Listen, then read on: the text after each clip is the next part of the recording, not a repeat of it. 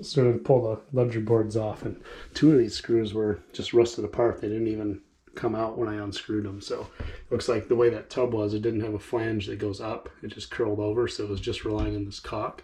And grout's not waterproof, so if they didn't do anything behind this, if it was just cement board, it could have been leaking through this whole wall. So I'm gonna get this whole thing off.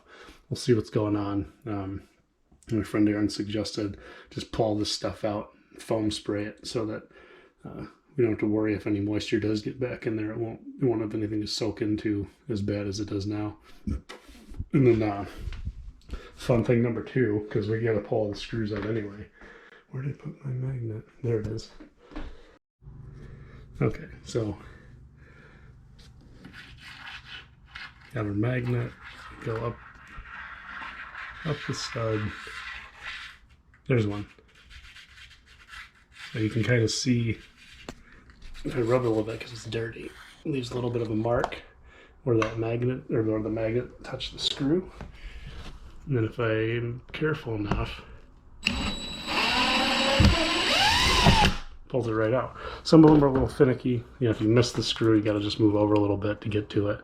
But the way I see it, these screws have got to come out anyway, and it'll be a lot less messy. So allow me to pull out bigger chunks of drywall at a time. The more screws I can find and get out. I don't know if it's more or less time consuming, but especially with the, you know, this wall on this side, we don't want to mess this up at all. We'll need to paint it one day, but there's no reason to put a hole in it. So we'll try to get as many screws out as we can, and it might save us some headache with some wild hammer swing that puts a hole all the way through to the bedroom. And so far so good. I've taken quite a few screws out, and they can wiggle most of the wall. I'm going to go ahead and cut that straight out because we'll do tile on the ceiling, and we just won't need anything over here to be disrupted. So I'll saw that up to the ceiling and see about pulling it down. So I think most of the screws are out. If it's not all of them, it doesn't really matter. But right on the other side of that wall, past that post, is a little 6-month-old fast asleep. So we're trying not to make too much noise. Here's a fun one. So this is in the bathroom. I didn't even notice it, and I'm hoping it's just from steam, right? And that there's not something going on up in the attic, like maybe the roof leaking. So yeah, so there's a screw head there, and I really like, please be steam. So we got some kind of the same little. There's a couple screw spots coming through, so we might. We'll just paint the whole ceiling, and we'll get proper bathroom paint. So hopefully it's just that paint is the gross and is letting moisture through. Okay, this is my only attic access. So it's above all of the wife's clothes. So we'll move some of her stuff onto the bed. I'll get a ladder out. And we'll get up in there. Okay, so there's a light up there and a switch way over there. So you got to crawl through the dark attic to get to the light switch. Like, why wouldn't you put a switch right here by the entrance? So, I hate ladders. Yeah. So there is a vent, right? Not the vent. I don't think. So it looks like, crawl up here. Okay.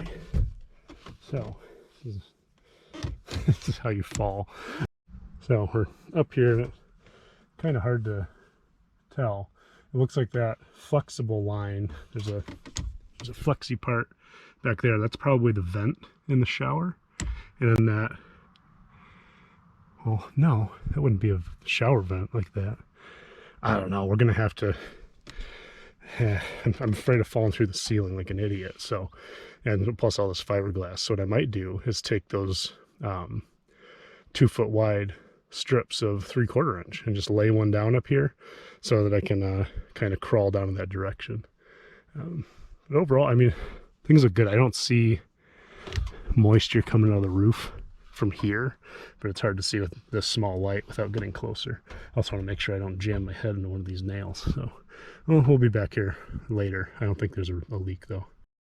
So far so good. This whole half came off as one big sheet, so a little bit more of a pain to carry, but really quiet so the kid doesn't wake up, and it not banging on the wall with hammers. I don't have to worry about punching through to the garage attic because I don't have to deal with that. Okay, second sheet's down. Nice clean break. And I have, the only thing I did was pick up that wood from the ledger boards. So this is all of the debris that I've caused so far, taking down the drywall and the tile. So we'll get these two walls of drywall down. Even though we're taking this wall out, we got to get in there to get to the pipes and things like that. Yeah, once the drywall's done, we'll figure out what to do. I think I want to get foam insulation in that wall as quickly as possible since it is garage attic. I guess we're not running heat very much this time of year, but it'd be nice to make sure that stays separate. And here, and so notice above tub level behind the tile had some mold. So drywall's coming out, other stuff's coming out. We'll probably have to give the 2x4s, give the studs a wipe down with some bleach solution, kill that off before we do any work on it. And then since it's a modern world and we're a little more safety conscious, I made sure to give a little warning just to remind myself, because you never know. So this could get interesting. Got these two screws, when I started pulling them through, they're all rusty. So yeah, hopefully this wall's not all jacked up. So everything's down. They have access, and that's all that's left after walking the big sheets down to the truck. Yeah, at this point I don't think I need my little weird shower curtain thing anymore. But one thing I forgot about, there's a light switch on this wall, you know, just in case you can't see yourself well enough when you're on the turlet. So we'll have to relocate that when we pull this wall out as well. And then this drain. So I want to get up in the attic and see, because it looked like to me this drain hit there and did a 90 and shot across that way. So it's possible. I don't know. I almost wonder if I can shoot it over to her bathroom wall, or not bathroom wall, her closet wall.